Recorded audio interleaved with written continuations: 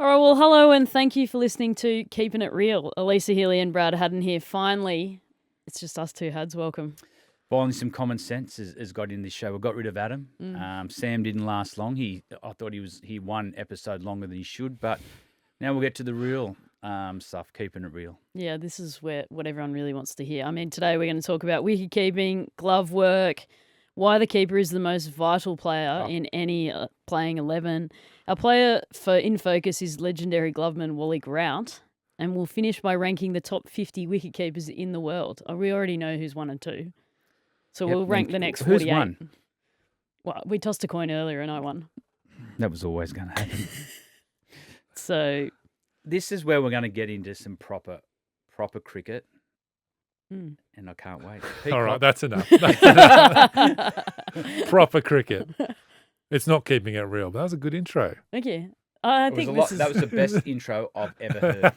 And we're recording this later when you're not here, and we've actually started our own podcast. Have you? Yeah, it's called Keeping It Real. Can I come on? No. Oh, okay. You're too tall. True that. True. If you have to duck through the door, you can't come There's in. a height restriction. Oh, it's like the reverse of a lift, of a ride. Yeah. Yep. If you're this tall, you can't go on. Well, that was pretty nice, but this isn't keeping it real.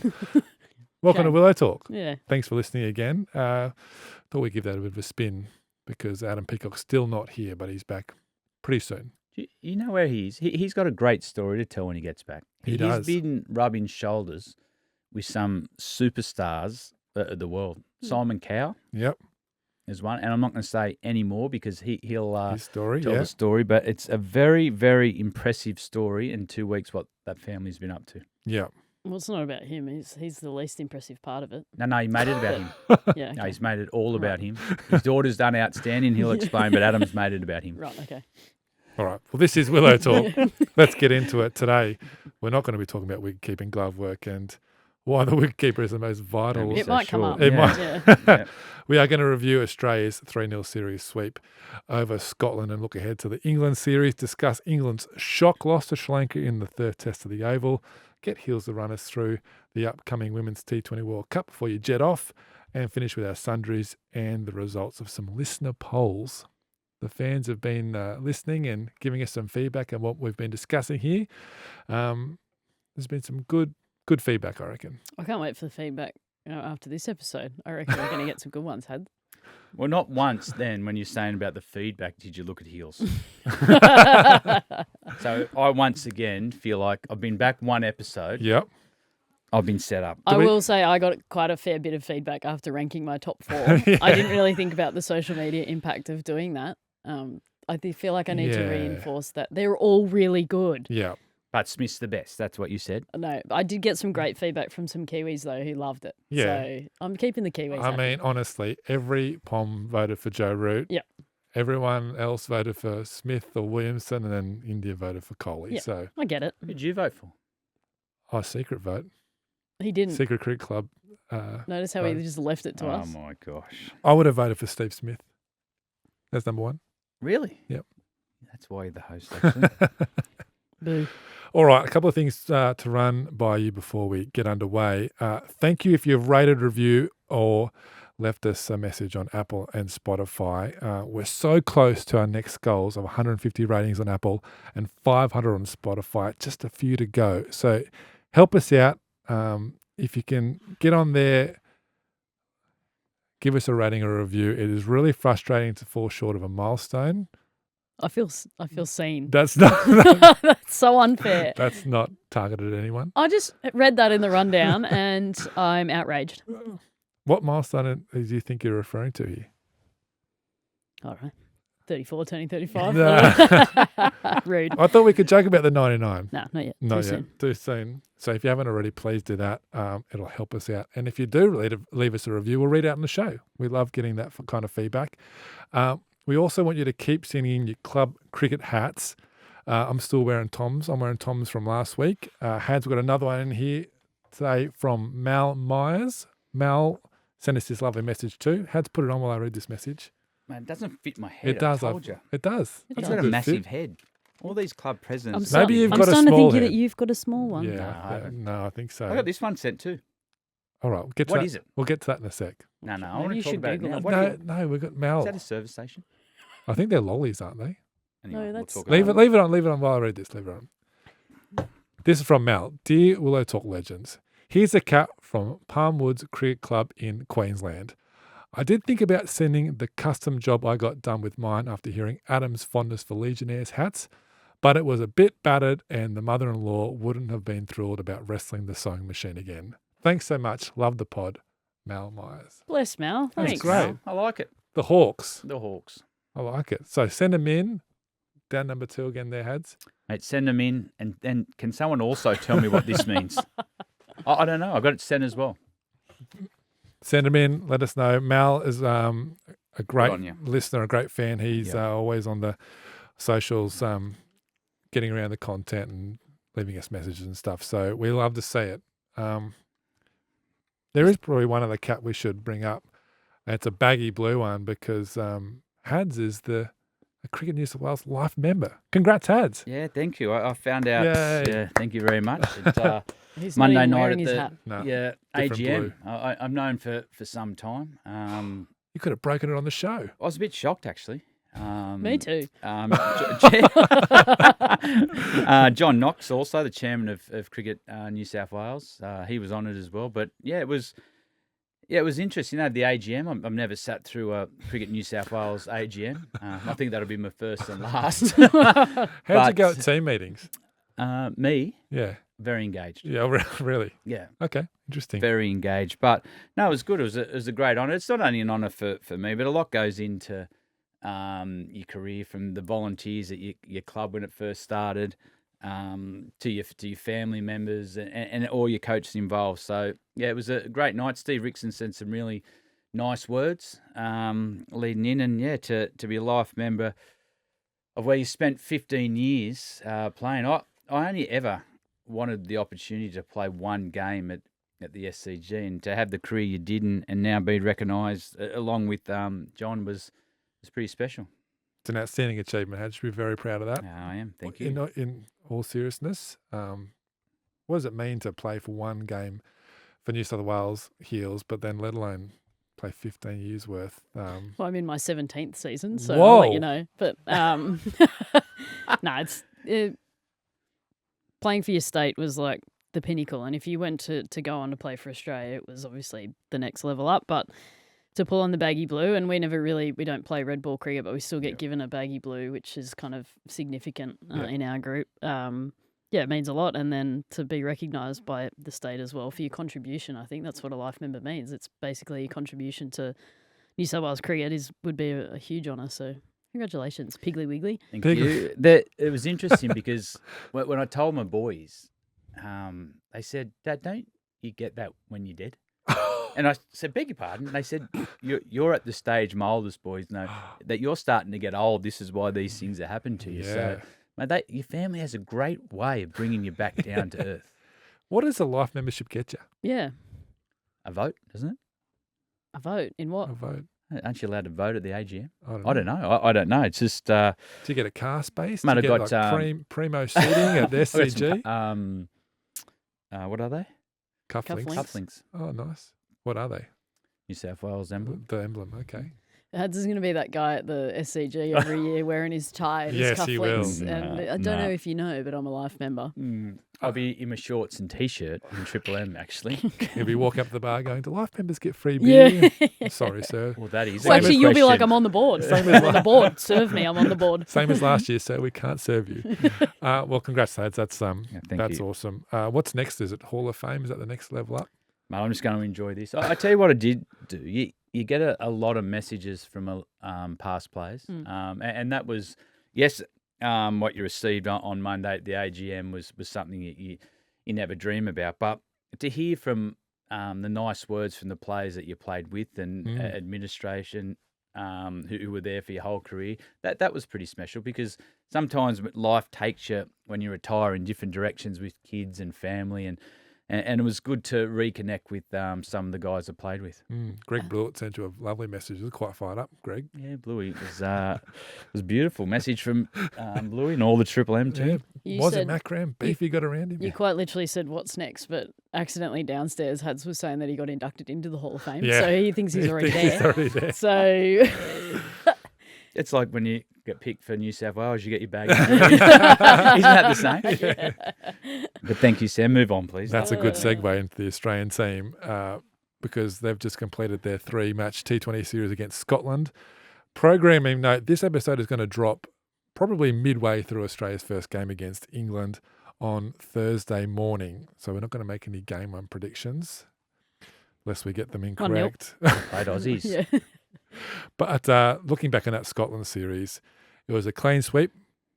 Pretty much went to plan. Australia won by 6 wickets in the first game, chased down 155 in less than 10 overs. Game 2, they won by 70 runs, and then game 3 by 7 wickets. Let's talk about some of the star performers. And going back to that first game, Travis Head, like Scotland, kicked off the series with 80 off 25 balls. This was an extraordinary run chase.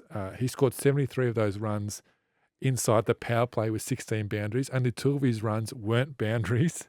He got a 17-ball 50. That's the equal fastest for Australian men's T20s. Australia were 1 for 113 in the power play. That's the second highest in men's T20 internationals, just behind Romania's. I think they were none for 116, so just missed out on the Romanians.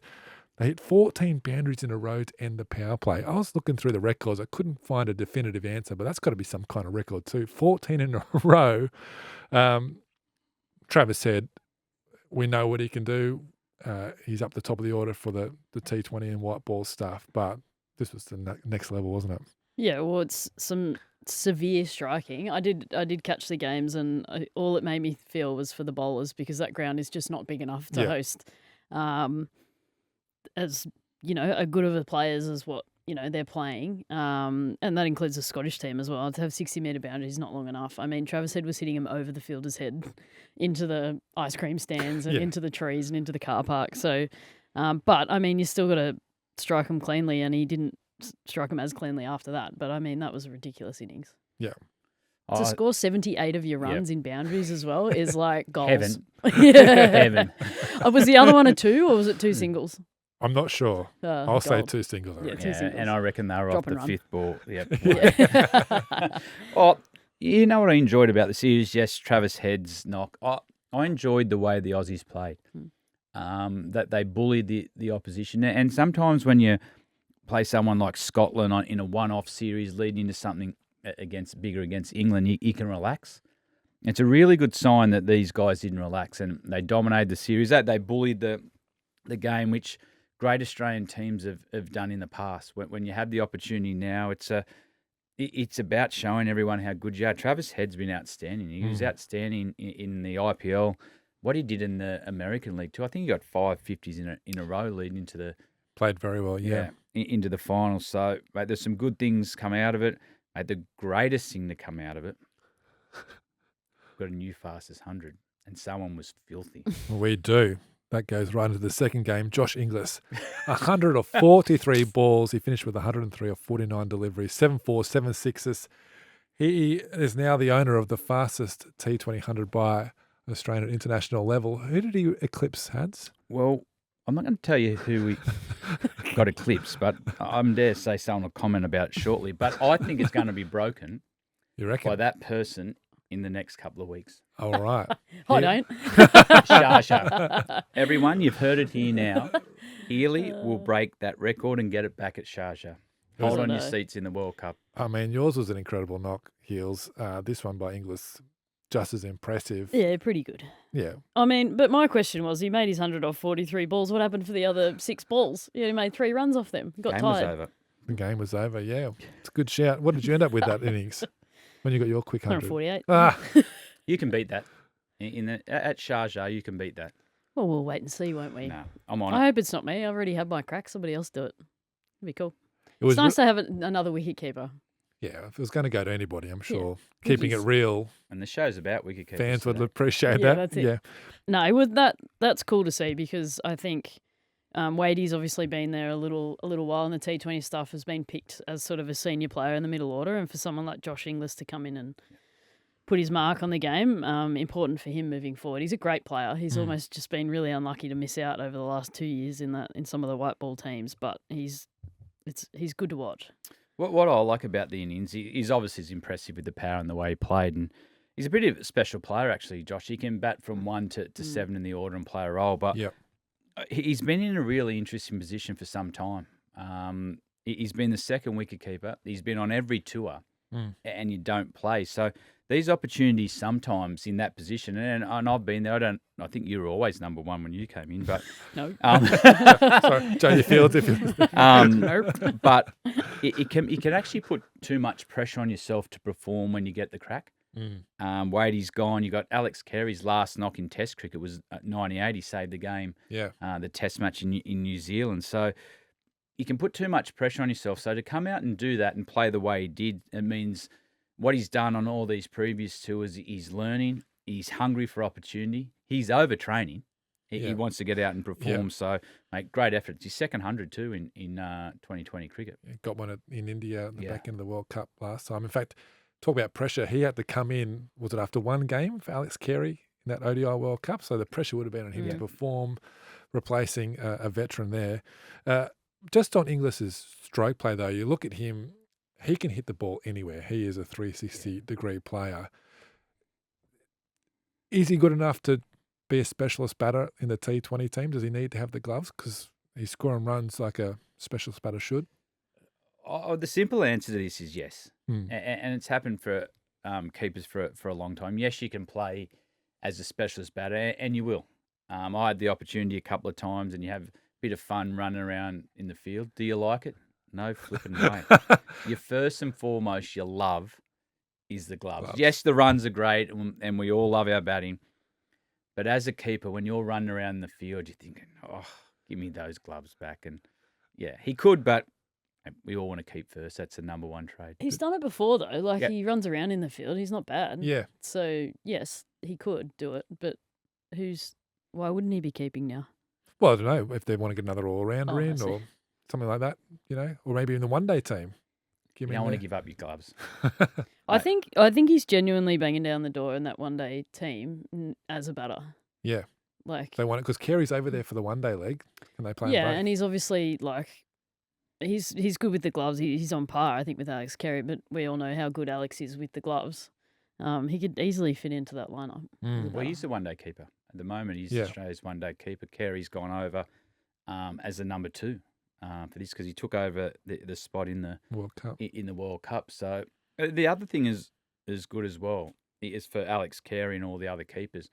I think I played my best cricket when all the other keepers were playing really well because you keep driving that standard. You don't get comfortable in your position. And when someone's putting numbers like that, you watch how hard Alex Carey works now and the summer he'll have with the gloves and the bat with India. So I love competition for spots. When you were playing as a designated batter, was Gilly the keeper then? Yep. Yeah. You field. Yeah. I remember once Punter had me at long on and Dhoni was batting. And I sort of walked up to Punter. I said, mate, I reckon you've got this field wrong. He goes, what do you mean? I said, I should be down there. So I was lucky I was quick. I could move laterally good. And as a keeper, mate, you can catch. We all think we can throw. And it was a bit of a novelty. But I did not enjoy being straight. I also Did he hit got one in a to bit, you? Did Dhoni hit one down there to you? Yeah, just went past, diving to the left. I also got in a bit of trouble as well in India as a fielder. Right. Have I told this No. before? I was on the boundary and the Indian crowd were giving it to me, and I got hit in the back with half an apple. And I sort of turned around, and just before I picked it up and backhand flicked it. And I tell you what, inside 30 seconds, there was a fruit salad. Mate, I got pounded. They hit me in the back and the head. They ended up having to put 2 security guards standing there. Our security came around, but, mate, I just flicked it back to sort of say, leave me alone. And, mate, I got bombarded with everything. It was hitting me in the back and the leg. Wow. So When was that? What tour was that, do you know? Maybe later on? Oh, that was real early in my career. Okay. Yeah, Gilly was keeping. 01 maybe. Yep. I think Jono just come onto the scene. Oh, okay. A bit later on then. Okay. Have you ever done that? Yeah, I fielded for the first, 4 or 5 years. 4 years of my career. Yeah, right. Yeah, I didn't get fruit thrown at me, though. So. You would have been in the ring. No, I was outfield as well. I was charging around the boundary. I was too quick for my own good. How Dropped a fun lot. was it? Yeah, it was good fun. Yeah. I dived forward, though, and broke my finger. And I got caught in the turf at the Wacker. I do remember that one. But Yeah, I loved it, and now I don't like it. I'll field it short mid wicket. That's it.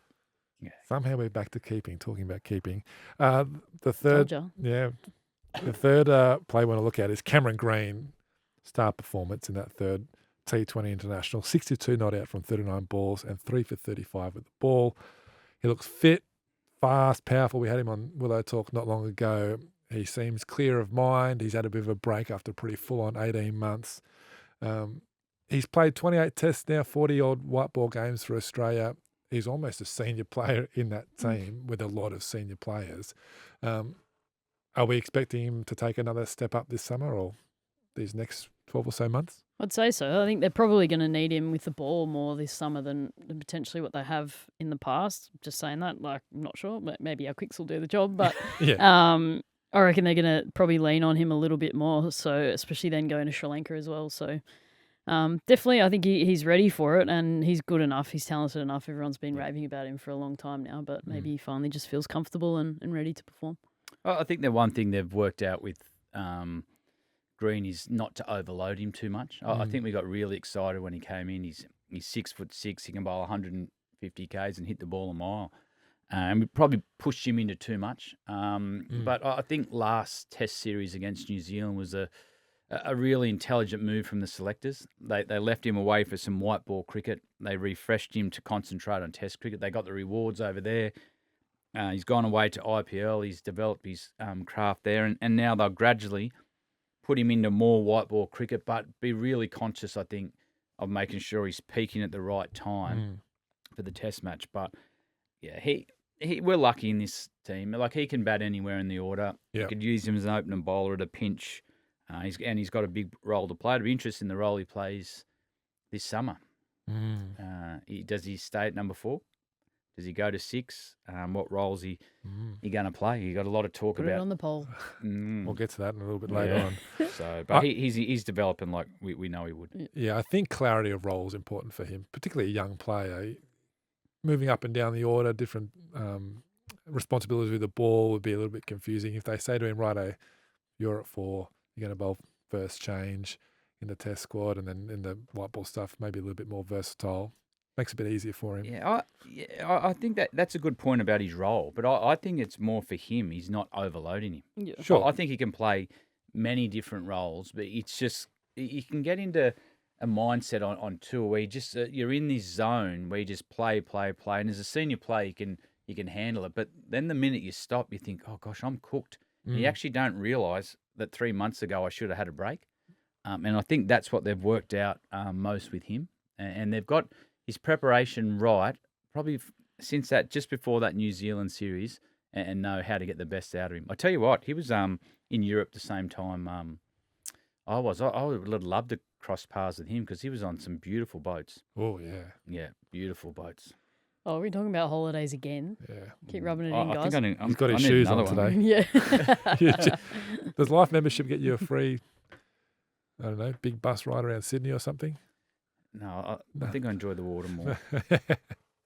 Right, this England series, you might be listening to this while the first game is going on. The first one's on Thursday in Southampton, Saturday in Cardiff, and Sunday in Manchester. The first 2 games are at 3:30am Eastern Time. Sunday's games, 11:30pm. They're all Australian Eastern Standard Time. Hazelwood's in. Matt Short is in as well. Shout out to Short, new dad. Yeah. Nice. Little son Austin there. Watch him play well. It's always the way. Yeah. First kid, bang. Boom. Nathan. I tell you what will happen to Shorty. You get some different. sleep. It'd be different on tour.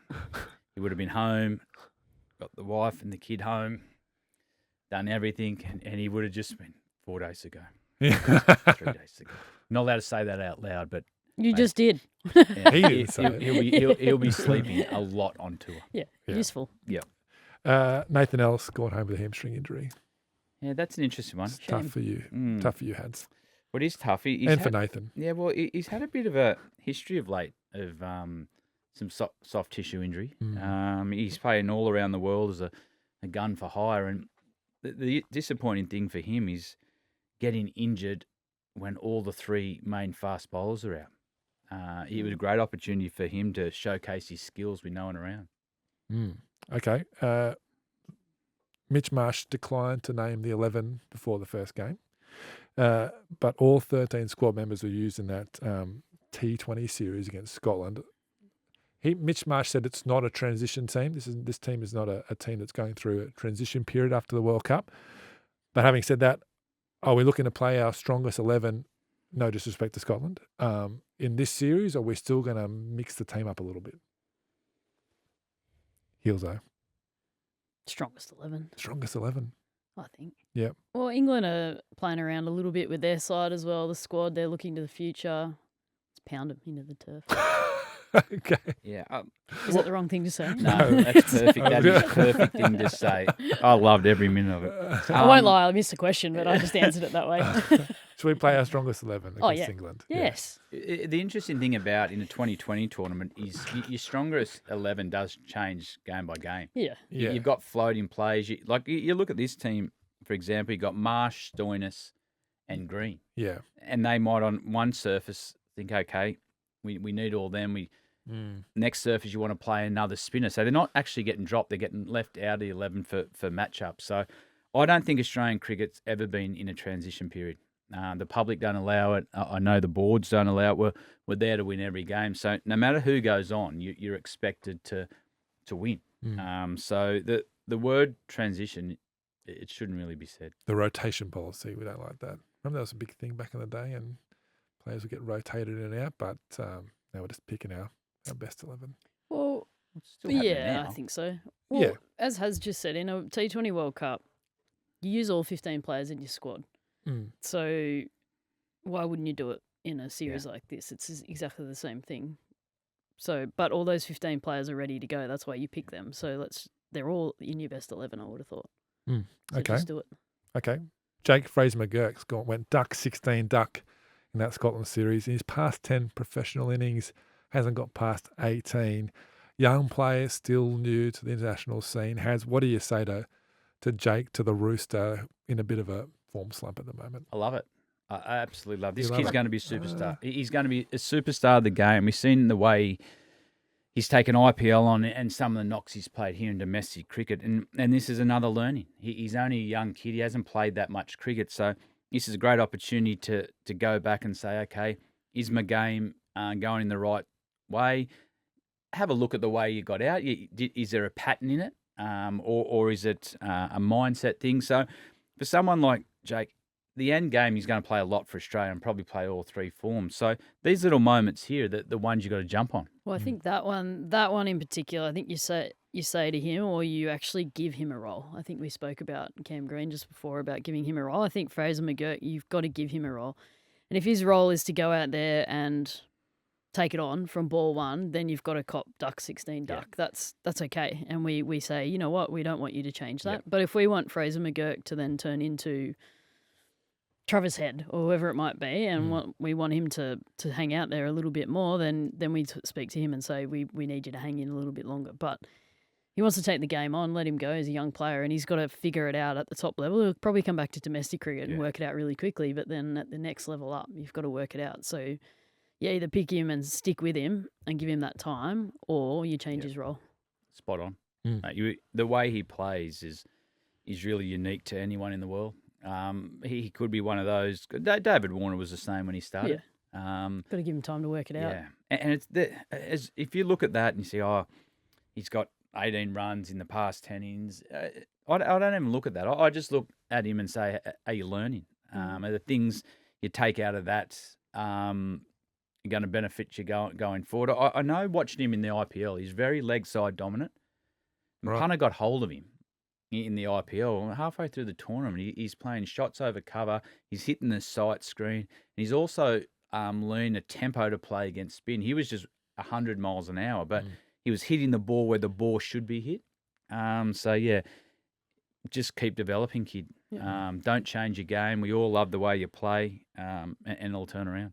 Yeah, Jake actually said on Willow Talk that Ricky Ponting told him to not swing as hard. 80%. Yeah, loses his shape when he swings too hard. But Mitch Marsh said there's no pressure on him. So I think, like what you guys have said, they're happy with what he's doing at the moment. For England, no Joss Buttler, Phil Salt will captain. Salty. Fan of the show. Big turnover From England's T20 World Cup squad, there's no Butler. Moeen Ali, who's called time on his international career. Tremendous international career for Moeen Ali. Johnny Bairstow's not there. Harry Brook, Ben Duckett, Tom Hartley, Chris Jordan, and no Mark Wood. England have named their team for the first one-dayer, for the first T20, pardon. Salt, Will Jacks, Jordan Cox, Liam Livingston, Jacob Bethel, Sam Curran, Jamie Overton, Jofra Archer, Adil Rashid, Saqib Mahmood, and Reece Topley. New faces in this England team. There's a few more in the squad. Dan Mosley, Josh Hull, we'll get to him in a little bit, and John Turner. Feels like they are going through a bit of a transition period. When you come up against a team with debutants, fresh faces, how do you take that on? Is it there a little bit more of the unknown, a little bit more of the unexpected? Oh, there's a lot of analytics involved in the game and so much franchise cricket. Now, you know a lot about the player, but it's also, it can go either way when you're playing. Sometimes these guys come out and they've got nothing to lose. Yeah. And I imagine Baz won't be saying, have a look at the first three balls. So straight away, he's going to put Why do you say that? Yeah, he's going to put his mark straight on the game. But England have been at the top of the white ball game for so long. We've seen a little decline in the last 12 months where Moddy's gone and Butler, he hasn't played his best. So it's actually a pretty good opportunity to have a new captain and a new coach straight away and see how they respond. So, mate, there'll be some inconsistencies there. That they will. The one consistent thing they will do is they're going to come hard. They're going to play with zero fear, and Australia have got to be ready for that. But you can put some pressure on debutants. Yeah, well, good team too. I mean, they're the luxury of picking straight after a season. So all these guys have been playing a lot of cricket, playing a lot of white ball cricket over there in the UK. So they're literally picking on form. So they've got that luxury. But the Harry Brook one surprises me a little bit, him not playing. Is that purely selection based or?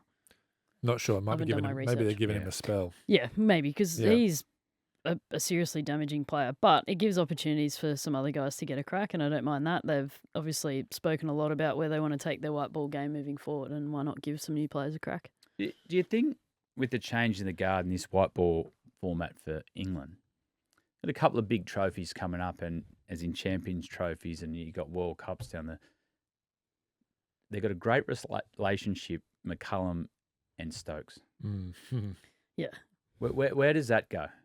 I think for the big trophies, wouldn't be surprised if he comes back in. And how's but that? then for how Tim? does that sit? Yeah. How does that sit? I love it. We're asking you this question. Yeah. Well, that's an interesting one. If you communicate it, it's interesting because if you communicate it now, saying, listen, there's spots up for grabs. We've got Ben Stokes. I don't know if he is or he isn't, but I do. What I do know is their relationship. It looks rock solid, and they're getting the best out of the style that they want to play. Yeah. So I wouldn't be surprised if you see a Ben Stokes coming back into the fold, maybe in a different role as an opener.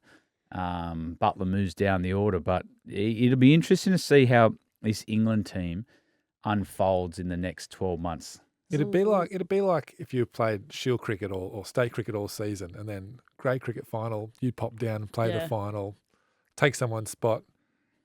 How would that fit? Well, I was just saying there's without being disrespectful because it's not where it's coming from, but there's a lot of big egos in that team, and that's the way that they play their cricket, England.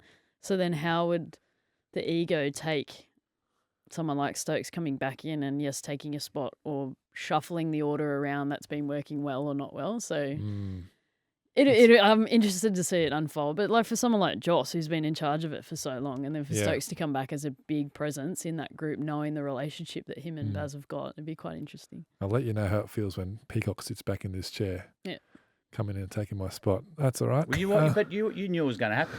Yeah, you're just interim. I think I planned it, didn't I? So at the moment, you're living the dream, doing the best job you can, but you're dropped next week. You know that's coming. The conditions based, that right? might be the same with the players saying, listen, he's coming in here. We've got 3, 4, and 6 spot up for grabs. That's what we're looking at. We're pretty comfortable there. And everyone plans years and years out. So we know you're getting dropped. So you don't need you're okay with it. It's hard to think that quite firmly towards me, but it's hard to think that there wouldn't be people in that squad that would be a bit upset by that. Yeah, but also it's best for the team, right? Best for the country. Yeah, but it's still team morale. You can still be the best team player in the world, and that still stings a little bit. Well, I can say that I just want the best for Willow Talk. and keeping it real. So if that means me sitting out there pushing the button, so be it. See you, mate. I'll do There's the door. Well, you did start out there today. Yeah. All right, let's move on to the England-Sri Lanka series. Sri Lanka winning that Let's third talk about test this one. match. Mm. There Should have was- led with this. Yeah. there was one question I was going to ask. Name an England player you'd love to have in the Aussie squad. Anyone for you, Hads? Joe Root. He's not on He's the not list. in that squad. Oh, as in exactly. from the white ball. Yeah, I thought you'd just say no one. I like Salty. He was fun Oh, at okay. KKR. He can come along. Okay, so you're Rooster. Be interesting to see Salt and Travis Head opening the batting Oh. for Australia. That would be That'd be fun. electric. Get him in an IPL team together. Yeah. Sri Lanka beat England in that third test match. England led by 62 on the first innings. Then Sri Lanka bowled at England for just 156 inside 34 overs. They out-Baz-balled the Baz ballers, chasing down 219 in 41 overs. Nasanka with 127 not out Good player. from Mhm. 124 balls. Now, some of the dismissals were from some pretty ultra-aggressive shots, even for Baz Ball. There's been a lot of commentary on this. Michael Vaughan said in the Telegraph, I felt that England disrespected Test cricket and disrespected Sri Lanka in the third test by being over-aggressive with both the bat and in their fielding. And Joe Root said on Baz Ball, we're not going to get it right all the time. Coldplay can't be number one every week. Coldplay fan, Heels? They've only got one song. They're didn't coming they? out here soon. Only one song. Yeah. What? Yellow, Yeah, they've got a few more than Yellow. But anyway, mate. I think they're a great concert anyway, but just in the cricket. I think that's all I need to say. Oh, Well, I don't know. You about know my that. big taking from all this. They're going to have days like this, Bazball. Yeah. The disappointing thing would be they would have went through the summer with a clean sweep. Yeah. And I don't know how long ago that happened, but my takings out of it. So what I watched, they're trying to build a squad of players to be right for the Ashes. A young, quick to boot out of nowhere, but he's a big left arm, quick as hand in Australia. The one thing I noticed, get Joe Root out. Yeah. Joe Root, you talk about Bazball, and it's great to watch, but he just controls the tempo of everything. yeah. So if you can put pressure on Joe Root, you go a long way to making the other batsmen make a lot of decisions and then question their game. And Root's record's unbelievable. We've spoken about that. Still hasn't got 100 here. Pat Cummins. Yeah. Camo taking his off stump. Yeah. So that the one thing I took out from our point of view is go after Root. Yeah. And Ollie Pope, I know he's come under a bit of criticism in his role at number 3. He got a great 100 to finish the Test series off, but his role out here becomes enormous. How's he going to play? Is he going to keep going really hard and get Root out there early, which the three fast bowlers and liner would love? Or does he have to protect? So that's what I took out of the series. Yeah. Ollie Pope. Ian Chappell called him a potential weakness at number 3 for England. He scored 191 runs in that series against Sri Lanka in 6 innings, but 154, as you mentioned, came in one knock in that first innings at the Oval. Pope's played 49 tests now. They rack him up pretty quick over there in England. He averages 35. He's got 700s against 7 different opponents. First player to do that. Australia play India this summer. We know that. But next English summer, England play India. Mhm. It's going to be really interesting to see how England arrive at the Ashes, because they could get rickrolled by India at home. Yep. And all their baseball plans might be completely different by the time they arrive on Australian shores. But they haven't played out here in that style of format for a while. Well, I haven't played it. I haven't played baseball in Australia. So how they adjust to these conditions is going to be really interesting. Another point of note from that game, Josh Hull made his Test debut. 6'7" left arm slingy bowler. I think Stuart Broad likened him to Mitchell Johnson, so not a bad comp. His first-class career entering that Test match, 10 first-class games, 16 wickets at 62. So you look at that and you go, how's this guy getting the game? You actually like this selection call? I like it, yeah. Yeah. It's no different to Camo. When Yep. we pulled him out of nowhere to come and play Test match we got man of the match, actually, I think, in his first Test match. He got 6 wickets. He's 6 foot, 7, yeah. 7, left arm quick, then get the ball around 140. You want to expose these guys as much as you can. And as bad as the the loss is he got a bit of exposure at Test cricket, and as you said, England play a lot of Test cricket. If he can have 5 Tests or 10 Tests, it'll be a bit of a diamond in the rough for England to come out here and say, well, we've got Wood, we've got Archer, we're starting to build a bit of a stock there. Mate, if you've got conditions that suit at the Gabba or the Wacker, all of a sudden, I think it's a good selection. Yeah, I was just thinking the same. If they had 5, maybe 6 fast bowlers that they could rotate through, knowing they're playing India and then they're playing Australia in Test cricket, it'd be a huge win for them. But yeah, nice to see him out there. I mean, when you read it and you go 16 wickets at 62, it doesn't seem like it, but you got to see it first. Like it could be just erratic, but I mean, the stuff that he does is obviously pretty good. So get him out there. Big point of difference. That 2010-11 series when England beat Australia down here, had you a part of that series? I don't know what series it was. When's Peacock back? I would never bring that up. England did roll through their fast bowlers. They had Tremlett, Bresnan, Anderson, Brawl went home hurt. I mean, this guy sounds like another Chris Tremlett. He would have been tough to face. He was pretty good to face, actually. I didn't mind facing Chris Tremlett. Yeah. Oh, give me Chris Tremlett any day. Oh, really? Yeah. We just got to keep him on the park. This is going to be the biggest issue for them. And coming over to Australian wickets, with notoriously harder to stay on the park. It's a lot harder, firmer underfoot. You got to keep him on the park, which in the next 18 months could be tricky to do. To win big series like that, we've been blessed for some time where our 3 just keep going, but we might see it this summer. We might. Who's our 3rd, 4th, and 5th bowler? We've got Boland. Jai Richardson's back fit. Jai Richardson. Lance Morris, maybe. Yeah, you got it. The one I'm interested in there is Spencer Johnson. Yeah. He could be a like replacement if Starkey goes down. Then you got the others, but you need 5 or 6 fast bowlers. Yep. Yeah. Okay. All right. Let's take a quick drinks break here on Willow Talk. Back in a sec. Back on Willow Talk here. The Women's T20 World Cup is just around the corner. This is the last show you're going to do in the studio with us, Heels, before you head off. Well, you're going to Queensland first and then over to the UAE. Yep. Give us a bit of a, I don't know, preview of the World Cup while we've got you here. Righto. Can you? Well, Hads has just broken the internet by suggesting that someone's going to break the fastest 100 record. Sounds like it's going to be you. The campaign starts on October 5, which is midnight. October 6 here in the Eastern Australia. That's in Sharjah. You've got group games against Sri Lanka, New Zealand, Pakistan, and India. So no easy games there. No.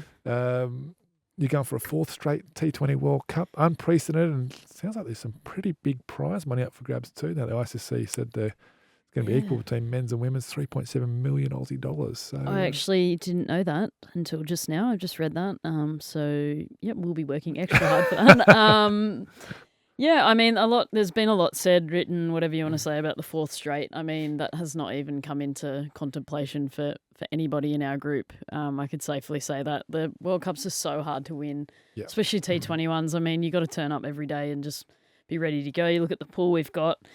It's going to be real hard work to get through the group stages. So, look, if we get everything right and we turn up with the right approach and we play well every game, we're in with a shot. But if it's 4 straight, amazing. But we'll give it a good shake, that's for sure. How'd Australia beat in the final? South Africa. Oh, big call. Okay. It's going to be hot over there. Yep. Oh, thanks, Sherlock. Peacock, you can have this job back.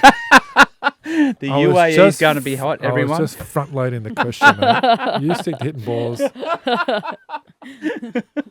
Are you going to be in a... You're going to be in a sauna every day before you head over there? Yeah, a bit Get of acclimatised. Science has come into the game of cricket, and it's heat acclimatisation is a bit of a thing. So I think during this New Zealand series, sticking us in a sauna each day for a certain amount of time is going to get us ready for that. So the scientists tell me, so that'll be interesting. Any other things you're doing to prepare?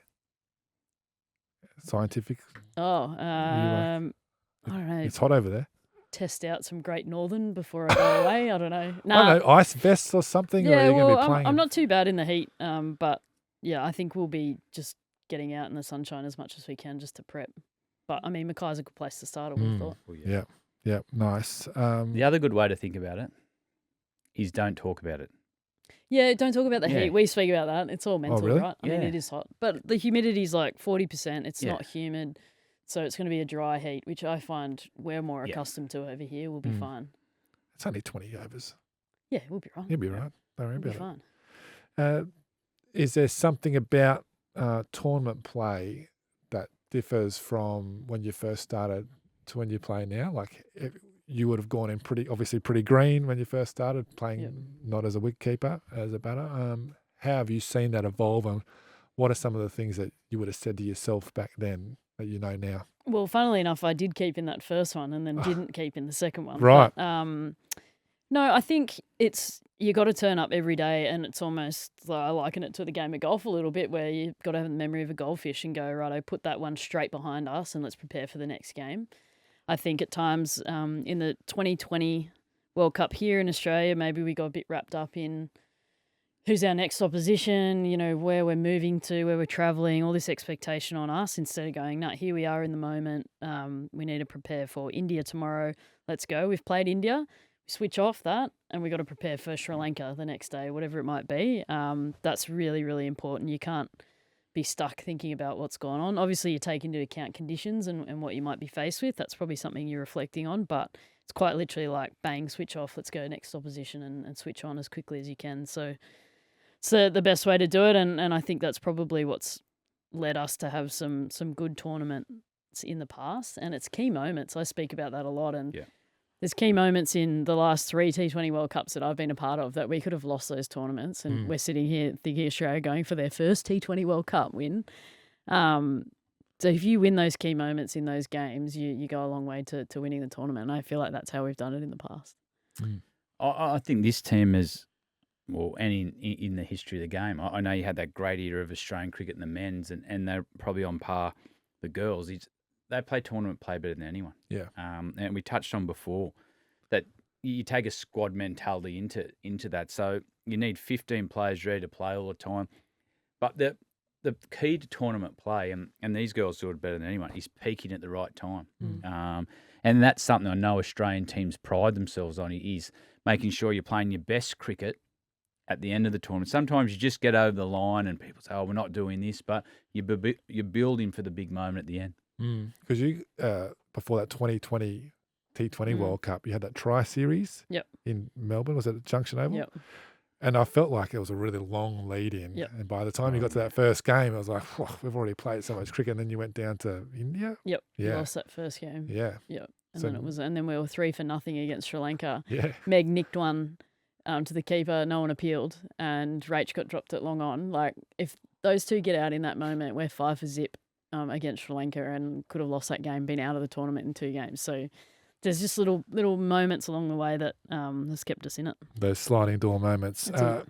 Give us some dangers out there amongst the opposition that you're keeping an eye on. Well, I mean, you look at our pool and you naturally look at India and go, it's our last game, so that'll be interesting. We obviously get a really good look at New Zealand first up, but I think Sri Lanka are not a wild card. It's probably not the right thing to say. They won the Asian Cup just recently, but they qualified and they dominated that the qualifying stages and somehow ended up in our pool. So Jamari Adapadu, one to watch. He loves playing against us as well. Yeah. So they're going to be really hard to beat, all those teams in the conditions that we're going to get. So in all seriousness, if we obviously will work really, really hard to get through our group stage. We might hopefully match up against like someone like England, South Africa, or West Indies in the semi, and that's like we'll like that matchup. Whereas if you get through all these subcontinental teams who are good in these conditions, it hopefully make things easier.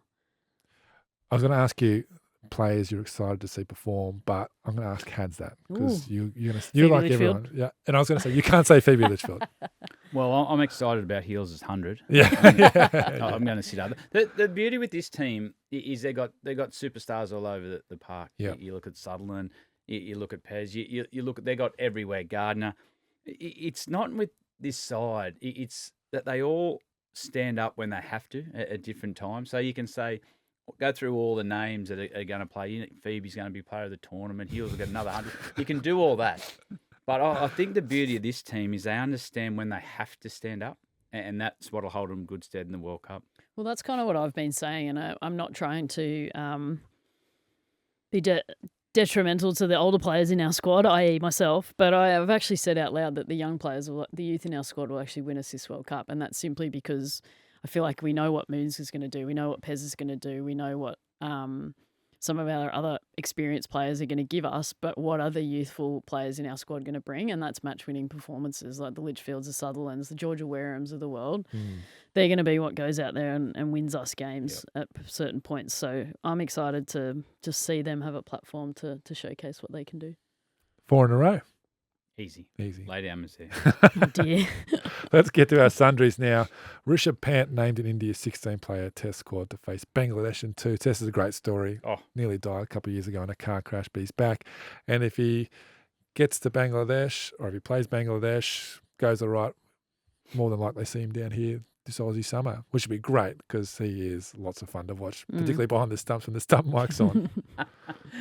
Well, he's a match winner. Yeah. And just seeing how much the Indian public was so excited about him being back playing. And that wasn't just the spectators. That was coaching staff from opposition teams. It was players in opposition teams because the story's phenomenal.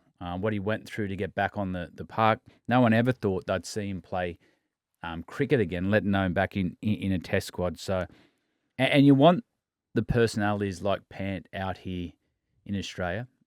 He can get under their skin. He plays a style of game that if you're out mowing the lawn, you're leaving the lawn half done and you're coming in to watch. He's definitely a match winner, but the story behind it, mate, someone's going to make a movie of it one day. Another keeper on today's episode. Get him on the show. Well, let's get him while he's out here. We should get him on. Yeah. You guys pull the strings. He'll love it. Pull your keeper strings. Sticking in India, the Afghanistan-New Zealand one-off test hasn't got off to a great start.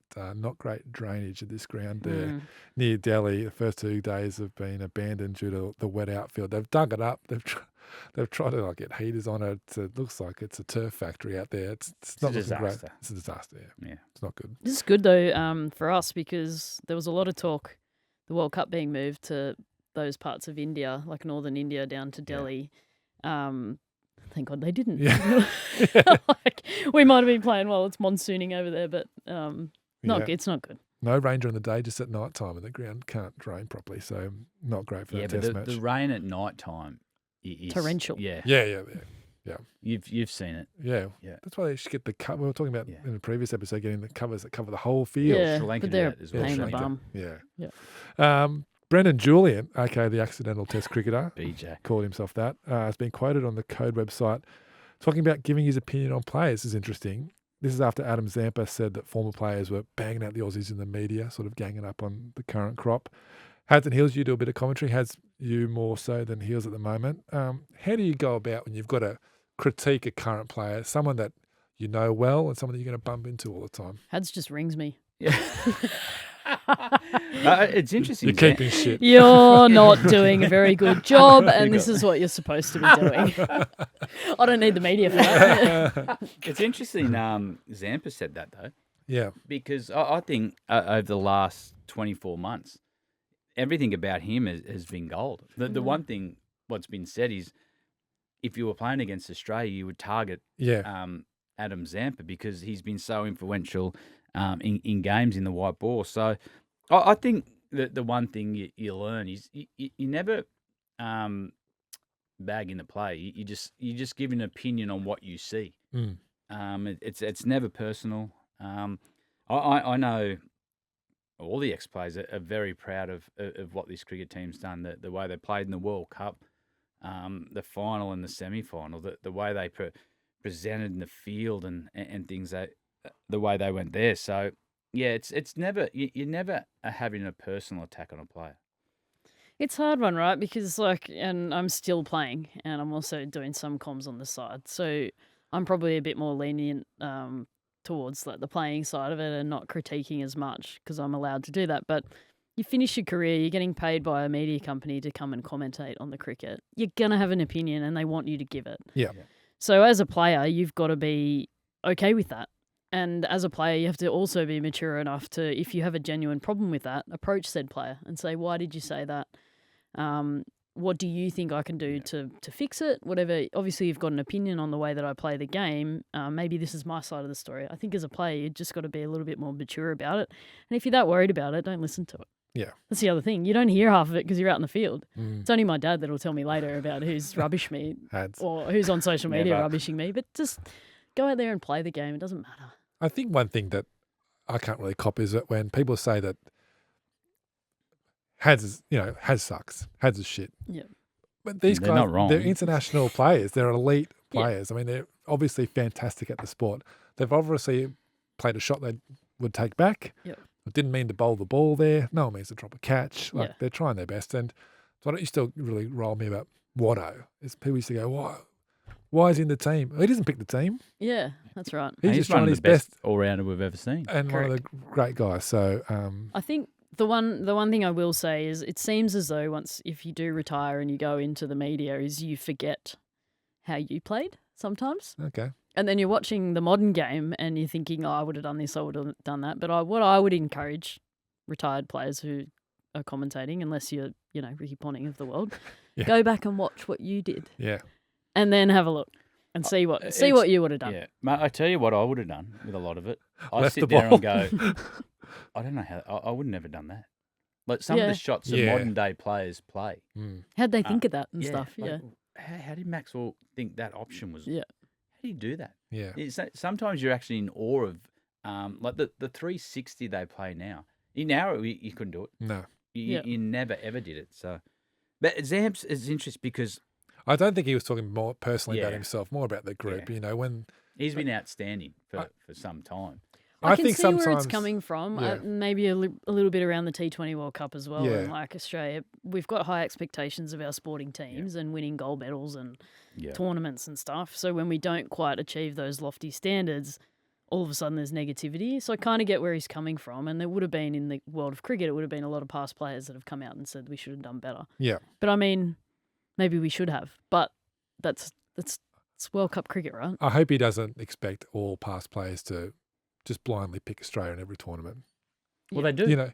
Well, most of them do, but maybe sometimes, sometimes they keep receipts and they go, we didn't, nobody backed us. Yeah. Well, I'm think not sure I like I that. think it's all come from Justin Langer's time, where Yeah. how messy that was from a past player's point of view. I think a lot of that was a lot of grey area at the time. I think now it's been cleared over a lot more, and things are a bit more even tempo. But I think a lot of that has come from that hangover.